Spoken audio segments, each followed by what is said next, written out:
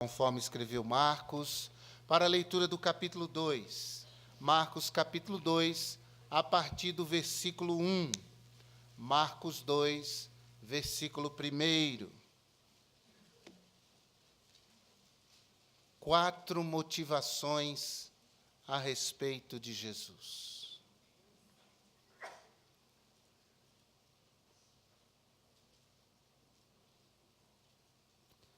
Marcos 2, 4 motivações em relação a Jesus. E alguns dias depois, entrou outra vez em Cafarnaum, e soube-se que estava em casa. E logo se ajuntaram tantos que nem ainda nos lugares junto à porta cabiam, e anunciava-lhes a palavra. E vieram ter com ele, conduzindo um paralítico trazido por 4. E não podendo aproximar-se dele, por causa da multidão, descobriram o telhado onde estava. E fazendo um buraco, baixaram o leito em que jazia o paralítico. E Jesus, vendo a fé deles, disse ao paralítico: Filho, perdoados estão os teus pecados. E estavam ali assentados alguns dos escribas e arrazoavam em seus corações, dizendo: Por que dizeste assim blasfêmias? Quem pode perdoar pecados, senão só Deus? E Jesus, conhecendo logo em seu espírito que assim arrazoavam entre si, lhes disse: Por que arrazoais sobre estas coisas em vossos corações? Qual é mais fácil, dizer ao paralítico: então perdoados estão os teus pecados, ou dizer-lhe: levanta-te e toma o teu leito e anda? Ora, para que saibais que o Filho do Homem tem na terra poder para perdoar pecados, disse ao paralítico, a ti te digo: levanta-te, toma o teu leito e vai para a tua casa. E levantou-se, e tomando logo o leito, saiu em presença de todos, de sorte que todos se admiraram e glorificaram a Deus, dizendo: nunca tal vimos. Louvado seja o Senhor. E te agradecemos, Pai, pela palavra que foi aberta, que haja corações abertos para ouvi-la. Eu peço em nome de Jesus. Amém. Pode sentar-se. O que esse texto tem a ver comigo e com você nesta noite? Tem a ver que essa passagem da Escritura fala de uma reunião. Nós estamos reunidos. Tem a ver que essa passagem da Escritura fala de um ajuntamento por causa da presença de Jesus. E eu espero que para você, assim como é comigo, nós estejamos reunidos aqui por causa de Jesus. Por causa de Jesus. Acontece que andar com Jesus não era uma experiência simples, não era uma experiência quieta ou calma. Porque aonde Jesus ia, grande multidão ia. E aqui Jesus está em casa, em Cafarnaum. Cafarnaum, uma cidade às margens do Mar da Galileia, que era uma espécie de base do ministério de Jesus. Frequentemente, Jesus ia àquelas cidades circunvizinhas, a Cafarnaum, realizava milagres, pregava, enfim, depois retornava para lá. Era essa base do Messias, do Senhor Jesus Cristo. E aonde Jesus ia, portanto, grande multidão o seguia. Nesta reunião, a casa simplesmente lota, em gente ocupando cada espaço da casa. E ao lado de fora, tem gente ao redor da casa, gente na porta de entrada, gente na porta de saída, gente nas janelas. E enquanto Jesus está ensinando, de repente, o telhado fica instável. Eles começam a perceber pedaços do telhado cair, quem sabe? Um buraco acaba sendo aberto no meio da reunião. E um homem é descido por cordas em um leito, em uma espécie de maca. Ele é descido por 4 homens que em cima o ajudam. E ele se coloca no meio da sala, ali onde Jesus está. Jesus olha para esse homem, enche o coração de compaixão e diz a ele: filho, perdoados estão os teus pecados. E aquele homem, ele teve uma visitação que é transformadora, na medida em que teve os pecados perdoados por Jesus. Mas havia ali alguns escribas, alguns religiosos, alguns conhecedores profundos da escritura da época, da lei da época. E eles começam em seus corações a pensar: mas quem é que pode perdoar pecados senão um só, que é Deus? Só Deus tem poder, só Deus tem autoridade para perdoar pecados. E Jesus, conhecendo o pensamento dos corações daqueles religiosos, porque Jesus é Deus e conhece os pensamentos do coração, por ser onisciente, disse àqueles homens: vocês estão achando algo, vamos dizer assim, escandaloso, que eu perdoe pecados de alguém? Acham que isso é uma coisa descabida? Mas para que vocês saibam que o Filho do Homem tem na terra poder para perdoar pecados, olhou para aquele paralítico e disse: toma o teu leito e anda. E o homem imediatamente levantou-se e andou. Bem, essa história, ela tem muito a ver conosco, porque ela fala de 4 perspectivas. Ela fala de 4 olhares. Fala de 4 motivações de pessoas que vêm até Jesus. Eu quero compartilhar com vocês sobre essas 4 motivações. A primeira motivação é a motivação dos que vêm a Jesus apenas para ouvir o que ele tem a dizer, o que ele tem a ensinar. O verso 2 diz que Jesus estava naquela casa lotada e ele ensinava a palavra de Deus àquelas pessoas. E certamente há pessoas que estão aqui nessa noite, outros que me acompanham pela internet, que têm essa motivação genuína e honesta no coração. Eles vieram à casa de Deus para prestar um culto a Deus, mas também vieram à casa do Senhor para ouvir a palavra de Deus, para ouvir Deus falar.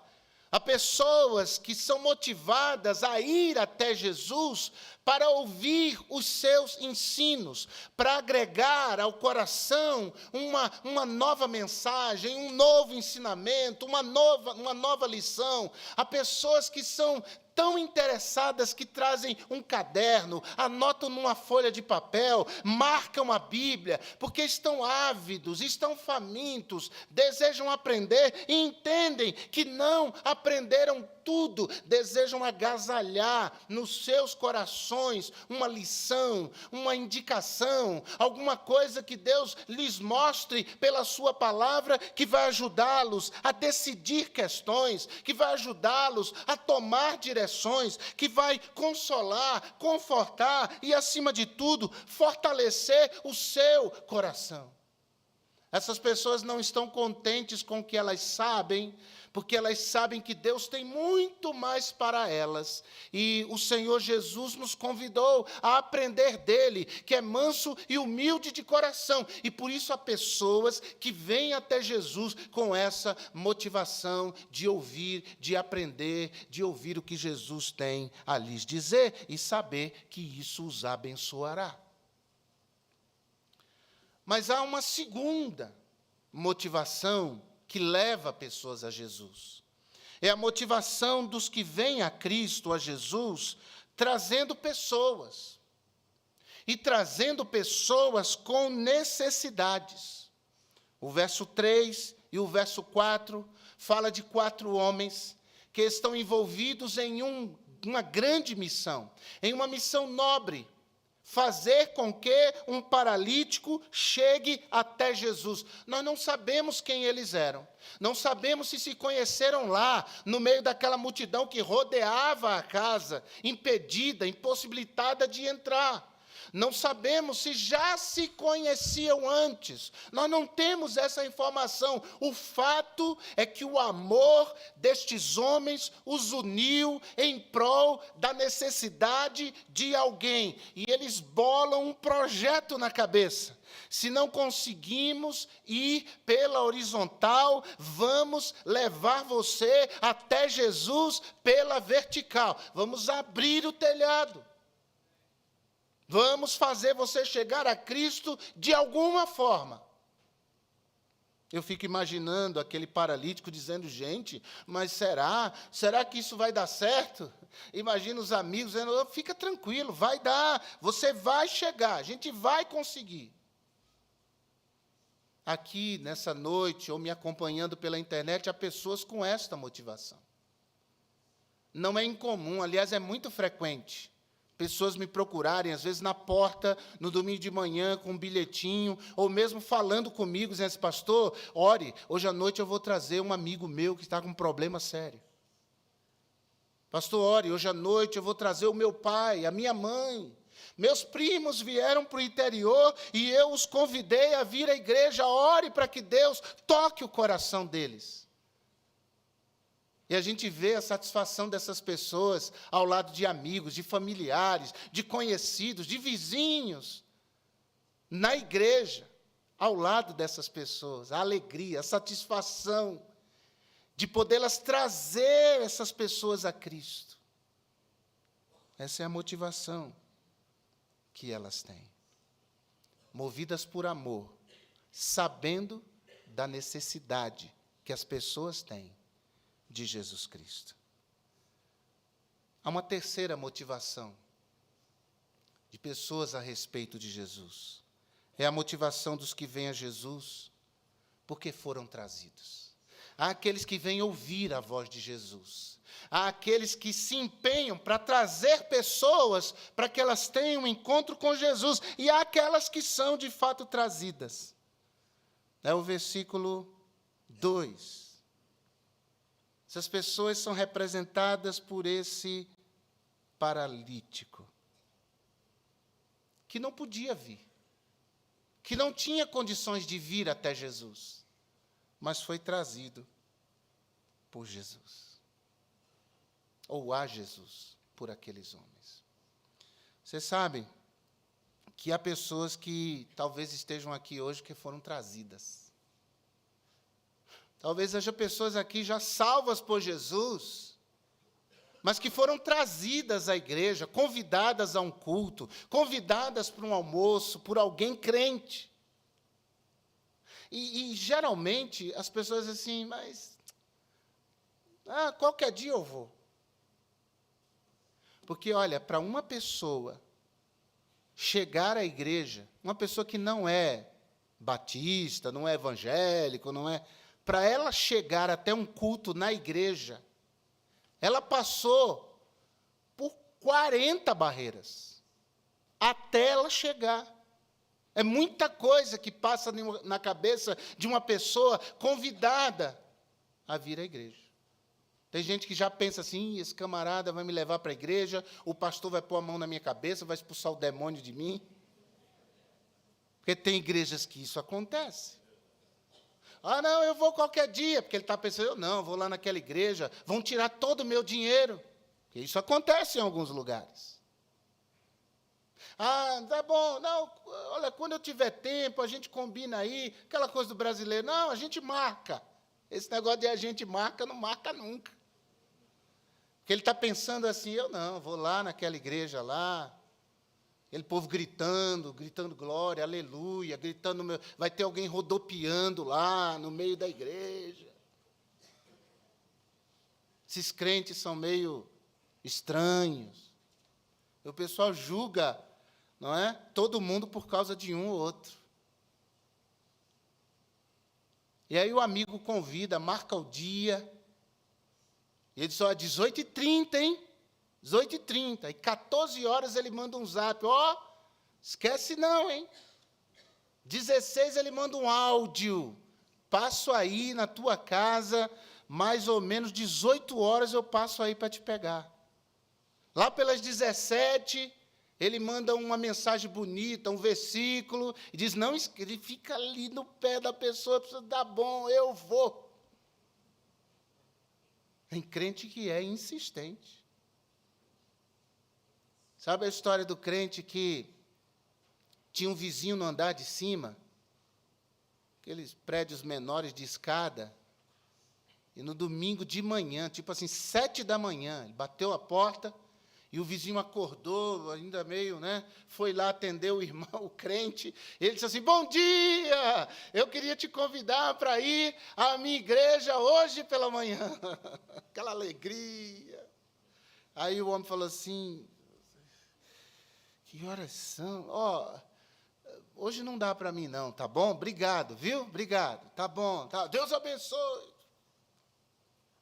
No outro domingo, 7 da manhã, bom dia, meu querido. Ia te convidar para vir à igreja. Disse, não, senhor, hoje eu não posso, não.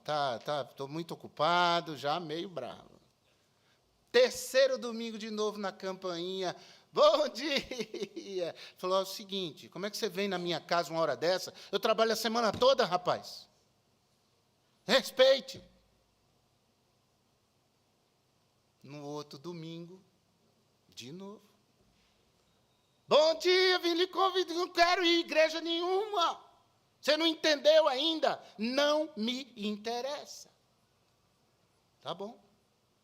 No outro domingo, de novo.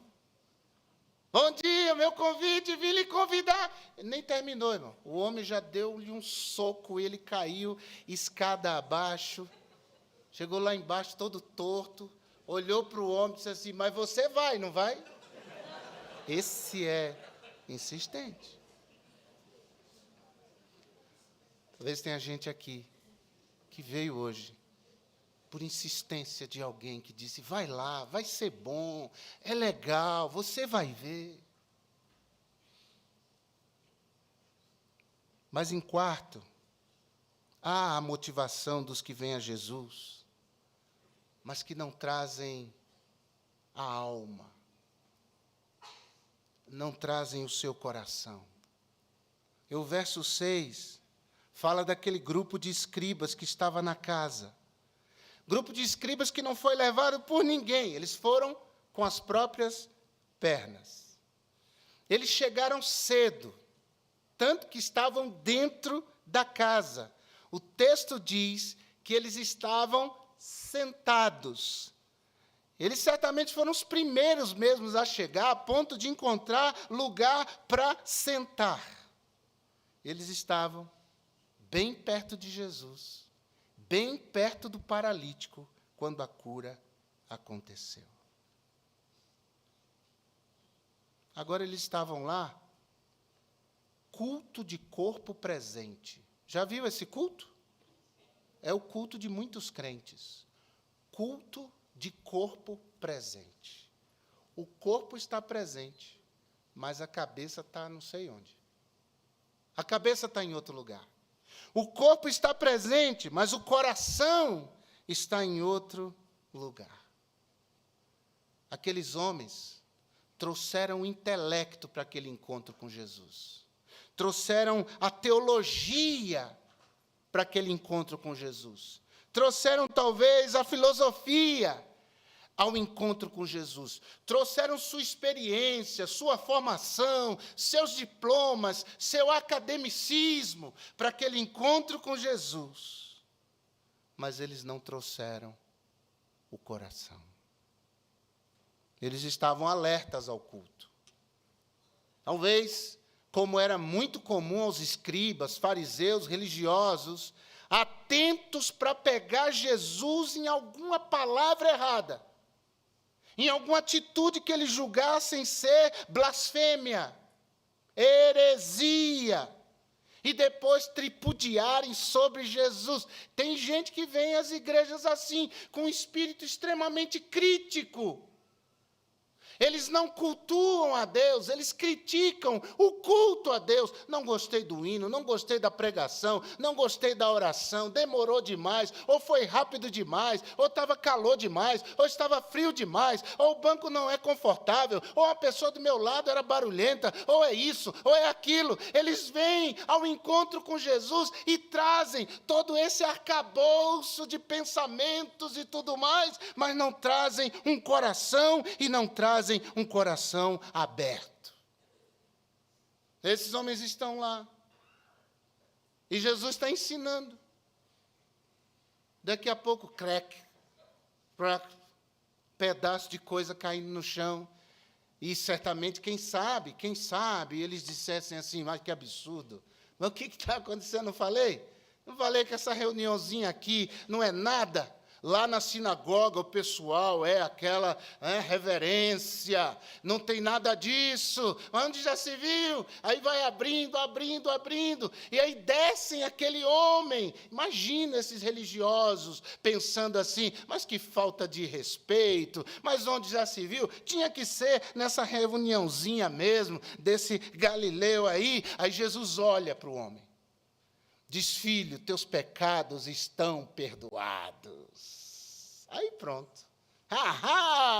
Heresia no coração daqueles escribas. É isso que eles pensavam, não falamos, ele ia cair uma hora ou outra. Quem é que pode perdoar pecados, senão um só que é Deus? Quem é que esse homem está pensando que ele é?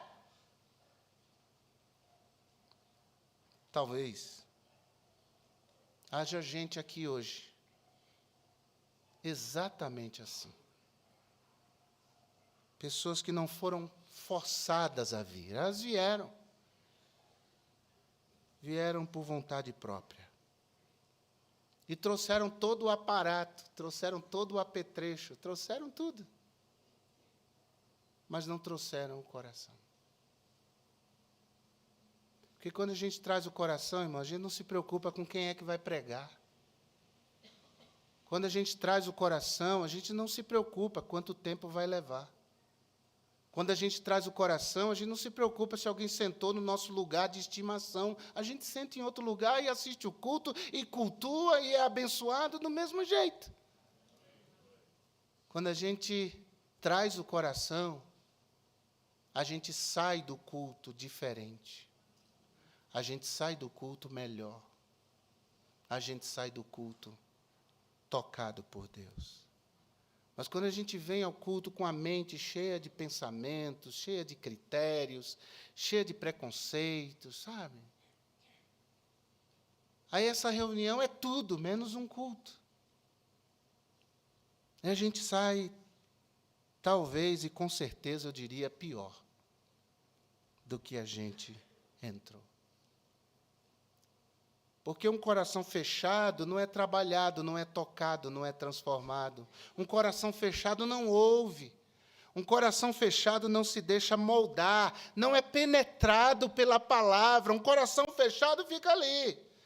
E eu não sei o que pessoas assim vêm fazer numa igreja, meu Deus do céu. Fica em casa, vai no parque, vai no cinema. Mas quando a gente vem à casa de Deus, o coração da gente não pode estar armado, entrincheirado. Nosso coração tem que estar aberto. Tem que estar aberto para ouvir a voz de Deus.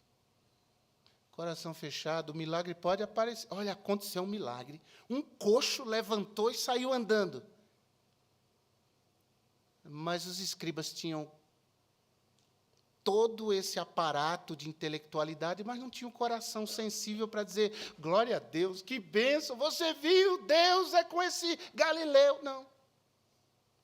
Eles estão ali para criticar. Para dizer, quem é que pode perdoar pecados? Isso é heresia. Isso aí é doutrinariamente inaceitável. Qual é a sua motivação para estar aqui hoje à noite?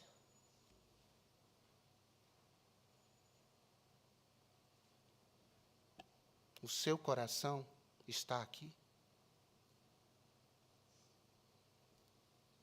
Como é que Jesus responde a essas variadas motivações? Primeiro, se você veio a esse lugar motivado a ouvir Jesus, tenho certeza que você ouviu.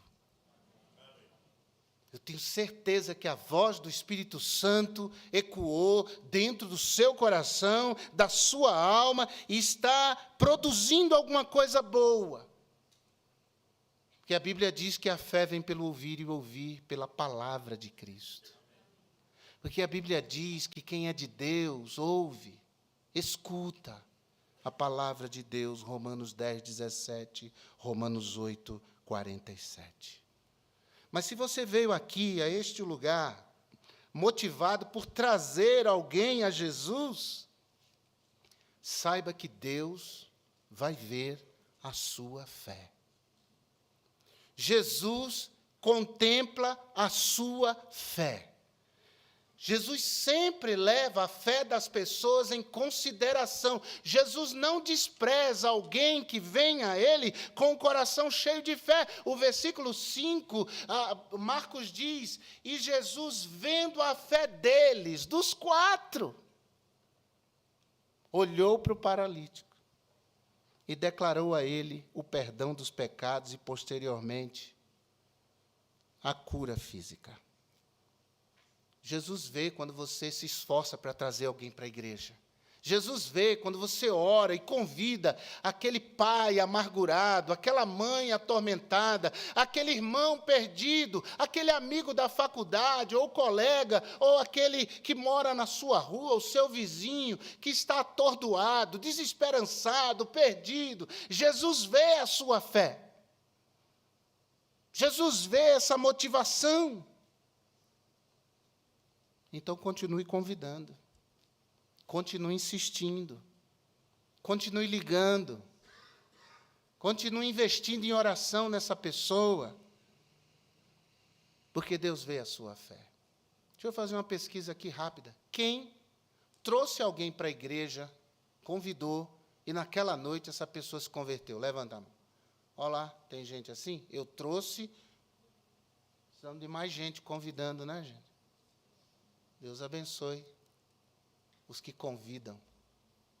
Jesus leva a sua fé em consideração. Mas, em terceiro, se você veio a esse lugar motivado pelo convite de alguém, Jesus fará a você muito mais do que você pode pedir ou pensar. E o que aquele paralítico podia esperar de Jesus? Num primeiro momento, nada. Mas ele foi nessa expectativa. Alguma coisa ele pode fazer. Os amigos que desceram a corda, aquele homem na corda, tinham expectativa. Mas, irmãos, talvez a expectativa fosse apenas de uma cura. E uma cura é uma coisa extraordinária.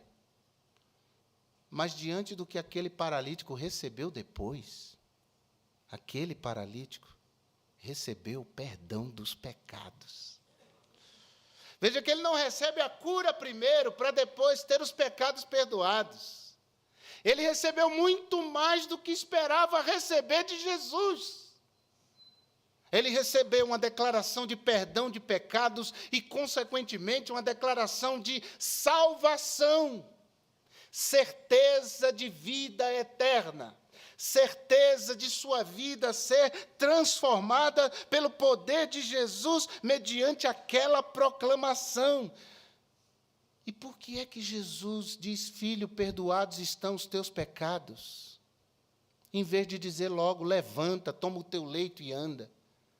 Porque Jesus sabe que o pecado retido adoece pessoas. Pecado não confessado adoece a gente. Tem gente com problema de saúde, não que todo problema de saúde seja isso, mas tem muita gente enferma por conta de pecado não confessado. Essa coisa vira uma raiz dentro. Essa coisa vai tirando o sono muitas vezes, essa coisa vai afetando outras áreas do organismo da gente, vai se somatizando. é gastrite, é úlcera, é insônia. Aí vai evoluindo, dor de cabeça, falta de apetite, aí fraqueza, anemia. E o fundo, a causa de tudo isso, é um coração que não diz: Senhor, pequei, me perdoe, eu me arrependo, me ajude, eu quero mudar. Davi disse no Salmo 32, enquanto eu guardei o meu pecado no meu coração sem confessar, eu adoeci, eu entristeci, meu humor se tornou em sequidão de estio. Mau humor pode ser problema de pecado não tratado e não confessado. Você já pensou nisso?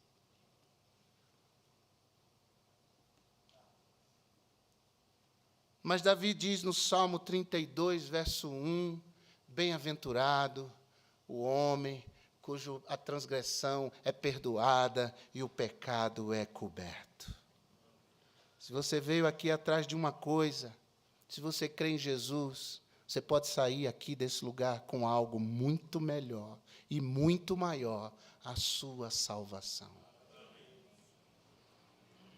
Mas por último, se você veio a este lugar motivado por algo negativo, se você veio a esse lugar, mas não trouxe o seu coração, eu só posso dizer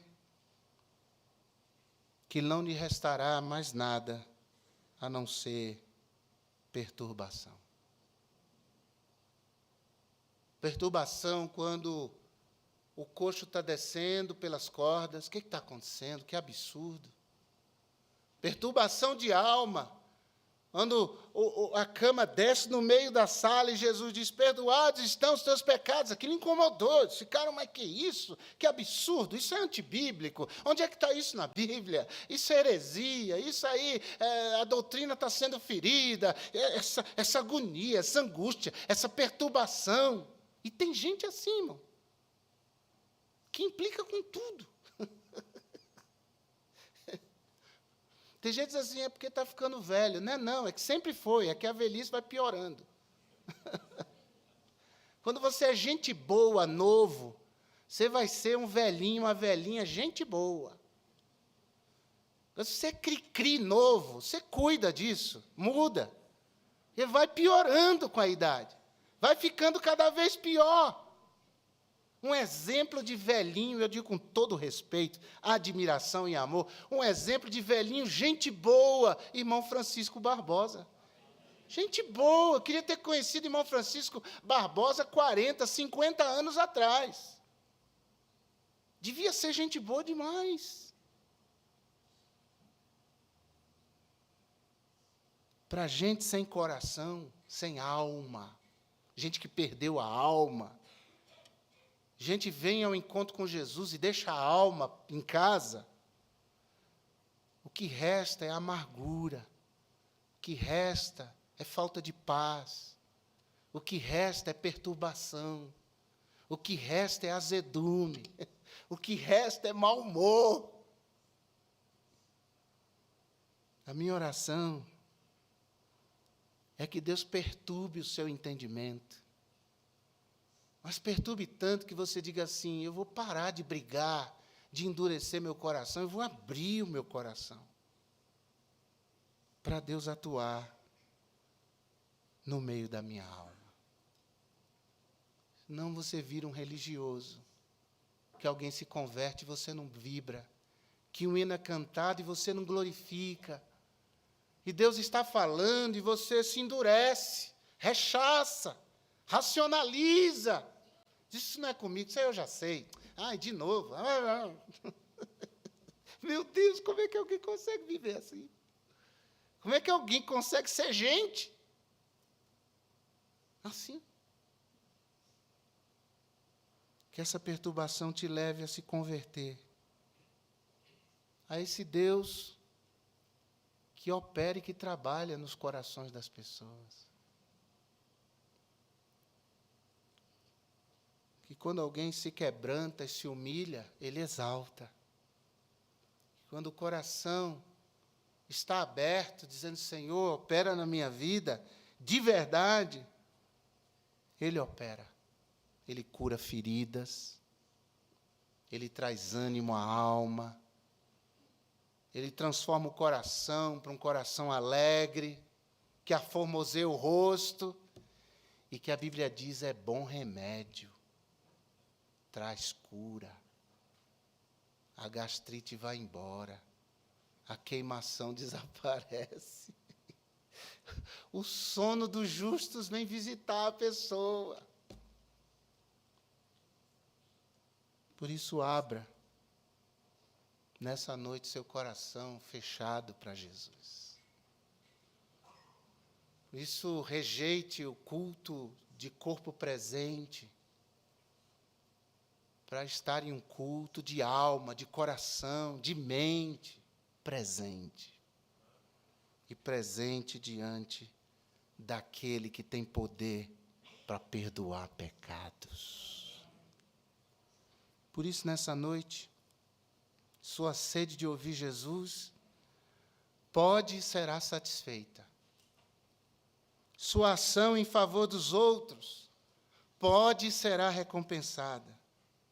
Sua necessidade pode e será sobrenaturalmente suprida. E sua incredulidade pode e será, se você abrir o coração, pode e será vencida. Amém, meus irmãos? Amém. Que seja assim, para a glória do Senhor. E em nome de Jesus. Curva a sua cabeça, feche seus olhos. Tem alguém aqui que não é crente em Jesus? Você ouviu a palavra de Deus? Que Jesus é poderoso para perdoar pecados, para dar vida eterna, para transformar vidas.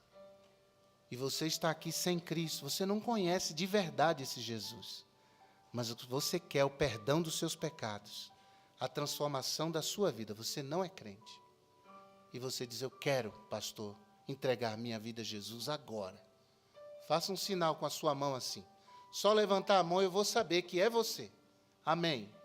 Há mais alguém? Eu não sou crente não, mas eu quero entregar minha vida a Jesus. Tem mais alguém? Levante sua mão, deixa eu ver. A obra que Jesus começa a fazer na sua vida. Levante sua mão. Levante sua mão em nome de Jesus. Eu não sou crente não, mas hoje eu estou entregando minha vida a Jesus. Eu quero esse Jesus na minha história. Há mais alguém? Há mais alguém? Ó Deus, obrigado por essa vida que levantou a sua mão. E Senhor, eu peço em nome de Jesus, que enquanto cantarmos este hino, não só esse Senhor, mas também meus irmãos em Cristo venham à frente. Venham à frente porque ouviram a Tua voz. Venham à frente porque abriram o coração. Venham à frente porque querem mais do Senhor em suas vidas. E nós oramos que seja assim. Em nome de Cristo. Vamos ficar em pé.